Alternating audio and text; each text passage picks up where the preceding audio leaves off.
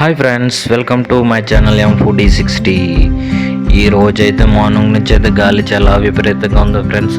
ఎంత విపరీతం అంటే 3 days తుఫాన్ అని చెప్పారు. సెకండ్ డే కూడా చాలా విపరీతంగా ఉంది.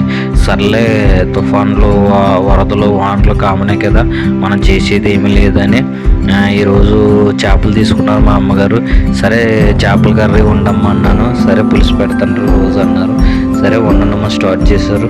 చూడండి ఫ్రెండ్స్, గాలి ఎంత విపరీతంగా ఉందో. మా విలేజ్లో అయితే చాలా విపరీతంగా ఉంది. అది 2 minutes వస్తుంది తగ్గుతుంది, వస్తుంది తగ్గుతుంది. వర్షం అయితే ఇందాక వరకు వచ్చింది, ఇప్పుడైతే వర్షం కూడా లేదు ఫ్రెండ్స్. ఈ వాతావరణం ఏంటో ఏం అర్థం కావట్లేదు. మనుషులు ఉండాలనుకుంటుందో పోవాలనుకుంటుందో, ఈ నేచర్ అసలు మనల్ని మన దగ్గర నుండి ఏం కోరుకుంటుందో, మన దగ్గర నుండి ఏం తీసుకుంటూ ఉంటుందో అర్థం కావట్లేదు. ఇంకా కూర వండడం స్టార్ట్ చేశారు ఫ్రెండ్స్ మా అమ్మగారు. సర్లేని వెళ్ళి వీడియో తీసుకోవడం స్టార్ట్ చేసా. అందులో మా అమ్మగారు ఉల్లిపాయలు, టమాటాలు, పచ్చిమిరకాయలు ఇవన్నీ వేసిన మగ్గిస్తున్నారు. ఒక 3 minutes వరకు మగ్గించారు. అందులోనే 2 tablespoons సాల్ట్ వేశారు.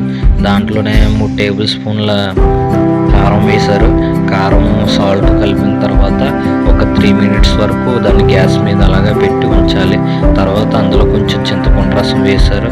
చింతపండు రసం వేసాక బాగా కలిపి ఒక 3 minutes అలాగే మగ్గనివ్వాలి. అలాగే మగ్గనితే పులుసు బాగా కొంచెం దగ్గరగా అవి చాలా టేస్టీగా ఉంటుంది ఫ్రెండ్స్. ఎందుకంటే చింతపండు వేసాం కాబట్టి చింతపండు చాలా టేస్టీగా ఉంటుంది. మనకి పులుపు తినడం ఇష్టం ఉంటుంది కానీ బట్ అందరి కోసం మన ఇష్టాన్ని చంపుకోవడం తప్పదు కదా.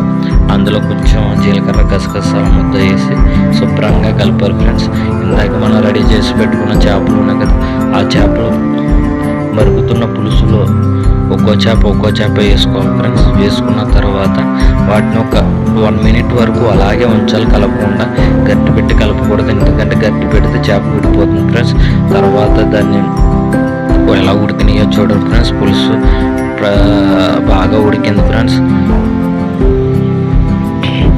కర్రీ అయితే చాలా బాగా వచ్చింది ఫ్రెండ్స్. ఇంకెంతలో మనం ఆగలే, ఇంకా రైస్ పెట్టుకుని దాంట్లో కర్రీ వేసుకుని తినేసాం.